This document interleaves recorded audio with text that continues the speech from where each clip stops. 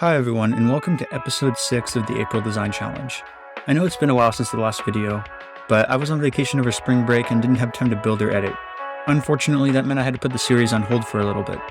Then, when I got back, I became really busy with school and didn't have much time to work on the video.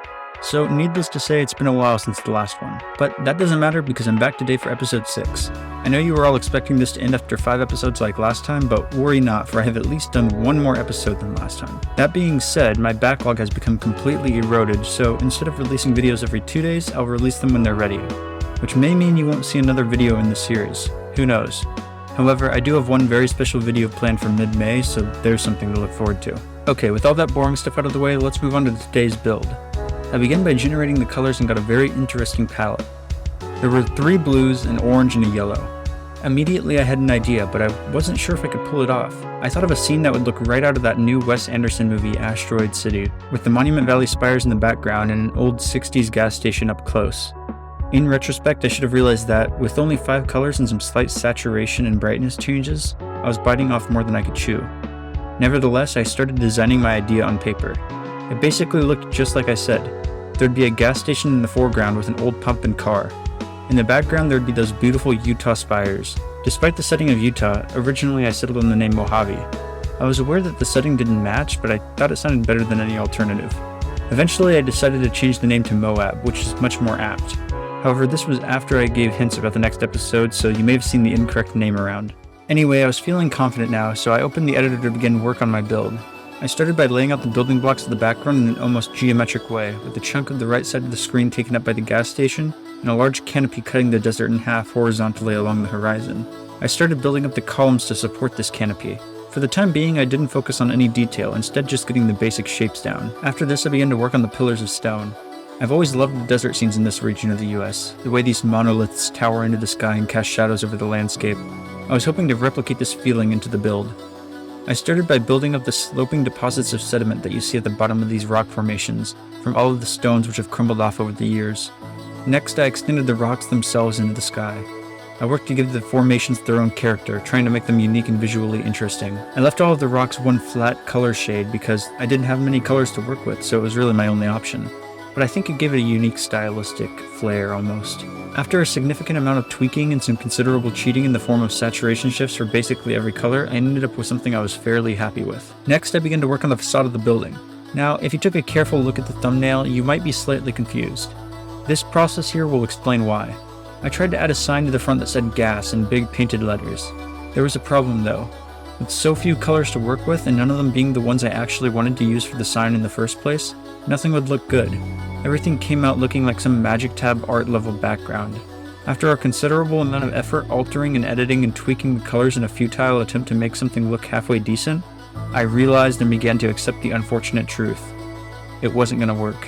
This picturesque, Wes-Anderson inspired landscape I had dreamt up could never be carried out in these 5 colors, at least not in the style I was going for, and certainly not by someone at my skill level. So, I gave up. I decided that I would remove my plans for the gas station and instead focus solely on the desert landscape. I removed the building entirely and began working on adding to my minimalist background that I already had. I decided that the flat, incredibly basic style of the background I had built thus far had a sort of charm to it, almost like it might be seen on a postcard or a Polaroid, and that thought shifted the direction of the build.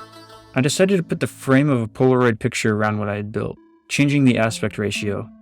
From here I added more mountains in the distance, as you would expect to see in such a landscape. These took the form of massive mesas, barely distinguishable from the horizon in shade. It took a bit of time to line them up properly, but in the end it added much needed depth to the scene. It was here that I realized a big issue. At this point I had only used 2 of my 5 colors in the entire scene, and had simply been adjusting the saturation and brightness of them. I needed to find a way to incorporate my other colors.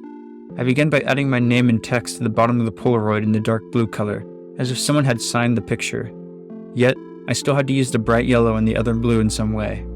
While I brainstormed potential options, I moved on to adding the text for the day and the title of the piece. You can see me spell out 06-Mojave, as at this point I had not yet changed the name. This will be fixed later, off camera, and will be seen in the final version. Then I went back to my issue of the colors. After thinking for a while about various additions I could make, I eventually realized I had built myself into a corner. So, I'm not gonna lie, I took the cop-out approach. I simply made the dark blue into the silhouette of birds flying in the distance and turned the sun into a desaturated and brighter version of the yellow. In other words, I barely used these colors. But nevertheless, I had used all the colors and had a decent finished product. I will say I'm not particularly happy with the final result.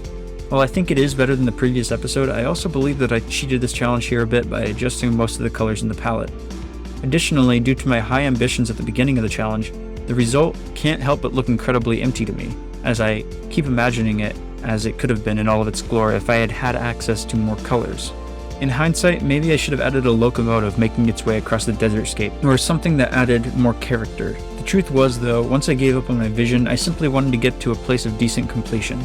Additionally, you have to realize that I'm making each of these things in one day and don't want to spend an insane amount of time on each build. I don't even have that much time to spend on each of these builds. But despite these issues, I managed to finish the project, which was crucial as, at this point, I was just about to leave on my vacation. In the end, completion is all that matters. The act of pushing yourself to produce and finish something brings about more importance than perfection. Anyway, with all that said and done, I'm going to shut up and simply show the final result now.